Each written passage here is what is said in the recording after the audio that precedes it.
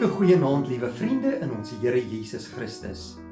Baie welkom by ons heel eerste biduur vanuit die Woord Digitaal se Paasfees reeks. Mag hierdie volgende week wat voorlê vir jou in die besonder baie geseënd wees, en ek glo dat die Heilige Gees ook hierdie Bybelse boodskap van vanaand en elke aand in jou lewe sal bekragtig. Ek wil jou graag uitnooi om elke aand in die volgende week om 6 uur by ons in te skakel, wanneer ons saam gaan kyk na die Paasfees gebeure. En mag die Heilige Gees hierdie boodskappe in ons harte bevestig tot geloofsversterking.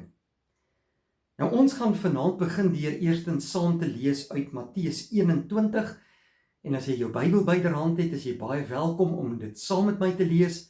Ek gaan vanaand saam lees uit die 1953 vertaling, en ons lees vers 1 tot en met vers 11. En toe hulle naby Jerusalem gekom het en Betfage aan die Olyfberg bereik het, stuur Jesus 2 disippels uit en sê vir hulle: Gaan na daardie dorp reg voor julle, en dadelik sal julle 'n eselin vind wat vasgemaak is, en 'n vul by haar. Maak haar los en bring hulle vir my.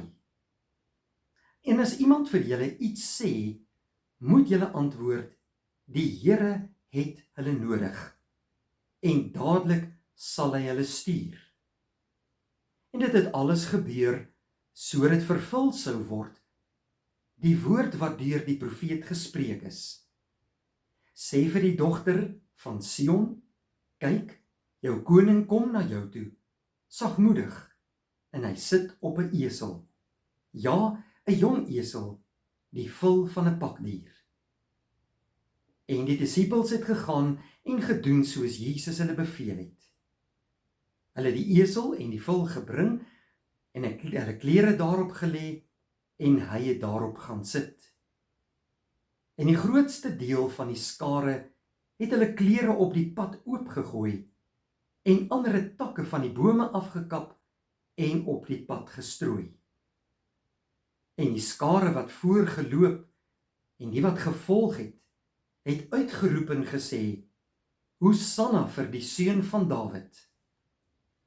Geseënd is hy wat kom in die naam van die Here. Hosanna in die hoogste hemele.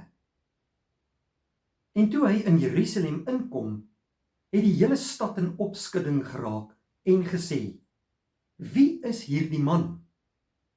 En die skare sê: Dit is Jesus, die profeet van Nasaret in Galilea.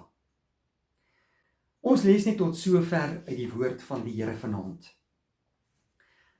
Liewe vriende, in hierdie Paasfeestyd is dit 'n wonderlike tyd, wat ek en jy ons eie lewe in oënskou kan neem, kan ondersoek, maar ook kan bid vir diepte in ons geloofslewe. Nou wanneer 'n mens hierdie gebeure net voor Paasfees en net voor Goeie Vrydag herdenk, dan raak dit 'n mens diep, want 'n mens besef dat hier ook vir ons vandag as moderne Christene 'n baie belangrike boodskap in opgesluit is. Nou liewe vriende, vanaand het ons nou gelees van Jesus wat in Jerusalem ingegaan het, en dit was nie maar sommer net 'n toevallige oomblik gewees nie. Hierdie was die vervulling van 'n profesie. Sagaria het reeds eeue van tevore dit reeds voorspel, dat hierdie gebeure sou plaasvind. Ons lees in Sagaria 9 vers 9 hierdie woorde: Kyk, jou koning kom na jou, nederig, en hy ry op 'n donkie. Die skare het hierdie dinge nie verstaan, op daardie oomblik toe Jesus Jerusalem binnegery het op die rug van 'n donkie nie.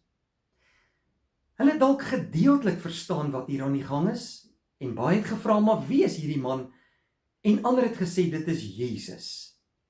Maar sommige het hom as 'n redder gesien van die Romeinse owerheid, as iemand wat hulle sou kom bevry van hierdie spesifieke vyand wat hulle hele land oorgeneem het en oor hulle heers. Toe Jerusalem op daardie oomblik in opskudding was met die skare daar teenwoordig, het die mense uitgeroep, Hosanna vir die seun van Dawid. En hierdie woord Hosanna is 'n woord van jubeling en 'n uitroep wat beteken, red ons nou. Hulle verwag bevryding, maar hulle definisie van hierdie bevryding was baie beperk. Hulle dink Rome gaan uiteindelik van hulle ontslaa raak. En hulle het gedink Jesus was die een wat hulle van hierdie Romeinse owerheid kon bevry. En dat Jesus gekom het om vir hulle 'n nuwe koning te wees, 'n aardse koning hier in hulle midde. Maar Jesus dink nie daaraan om 'n aardse koning te wees nie. Dis nie waarom hy aarde toe gekom het nie. Jesus het gedink aan hulle sonde, aan hoe hulle lewens lyk. En hier sien ons een van die grootste geestelike gevare onder mense. Wanneer mense dink om Jesus te volg, beteken voordeel vir my eie lewe alleen. Hulle het hulle eie verwagtinge gehad toe hulle Jesus gesien het en nie werklik besef wie hy was nie. Baie mense volg Jesus vir wat hy kan doen, naamlik hy kan genesing dalk vir hulle bring of vir iemand in hulle gesin wat dalk siek is. Mense verwag dat hy voorsiening van hulle kan bring vir aardse dinge en versorging, of hulle verwag dalk algehele beskerming van hom. Maar Jesus se eerste doel op aarde was nie om ons tot voordeel in die eerste plek te wees nie, maar hy het juis gekom om die hemelse koninkryk hier te kom vestig en om God se koninkryk aan hulle bekend te kom stel. Filippense 2 wys dan ook vir ons die hart van Jesus en wie Jesus werklik was. Hy het homself verneder. Hy ry op 'n donkie. Wanneer iemand werklik in aardse glorie in 'n stad sou inkom, sou dit op 'n perd wees wat koninklik sou wees. Maar Jesus kom op die rug van 'n donkie. Hy kies nie die pad van mag nie, maar die pad van gehoorsaamheid, wat sou lei tot sy dood. En daarom is die vraag vanaand aan elkeen van ons, sal ons Jesus volg, selfs wanneer hy nie doen wat ons verwag nie? Die skare wat hom daardie dag in Jerusalem geprys het, sou slegs 'n paar dae later uitroep, kruisig hom, kruisig hom. Hoekom? Want Jesus het nie hulle agenda gedien nie. Ware disippelskap, liewe vriende, beteken ek buig my wil voor sy wil en nie andersom nie. In hierdie Paasfeestyd moet ek en jy onsself gaan afvra, is Jesus die koning wat ek aanbid of die instrument wat ek gebruik? Ons moet besef, dit gaan in Paasfeestyd, maar ook elke dag van hierdie wêreld oor Jesus. Dit gaan nie in die eerste plek oor my belange nie. Dit gaan nie oor my gerief nie. Dit gaan nie oor my gemak nie. In die Paasfeestyd moet ek en jy al die lof en eer aan God gee vir Jesus Christus wat as Messias na hierdie wêreld toe gekom het. Hy is die lig vir die wêreld. Hy is die brood van die lewe. Hy is die verlosser van sondaar mense. Dit moet ons fokus wees in hierdie Paasfeestyd.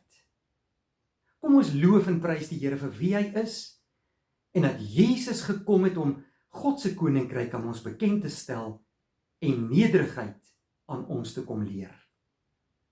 Môre aand gaan ons verder met hierdie reeks, maar kom ons bid eers saam vanaand. Baie dankie Hemelse Vader vir die wonderlike voorreg om in hierdie Paasfeestyd voor U in aanbidding te kan buig. Dankie Here dat U Jesus Christus as die lig vir die wêreld na ons toe gestuur het en dat hy U koninkryk hier kom vestig het.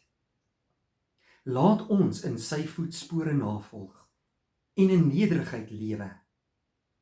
Dankie dat hy die hoogste prys vir ons betaal het aan die kruis op Golgotha, om ons vry te koop. En dankie dat ons volkome vry kan wees deur sy bloed wat vir ons gevloei het en deur sy liggaam wat vir ons verbrysel is. Seën vir ons hierdie komende week in elke biduur en werk in ons harte, Here, dat U naam verheerlik sal word in ons lewe elke dag, maar in die besonder ook in hierdie Paasfeestyd. In Jesus Christus se naam bid ons dit. Amen. Vriende, baie dankie dat U vanaand by ons ingeskakel het. As die Here wil, sien ons mekaar weer môre aand. 'n geseënde aand vir u.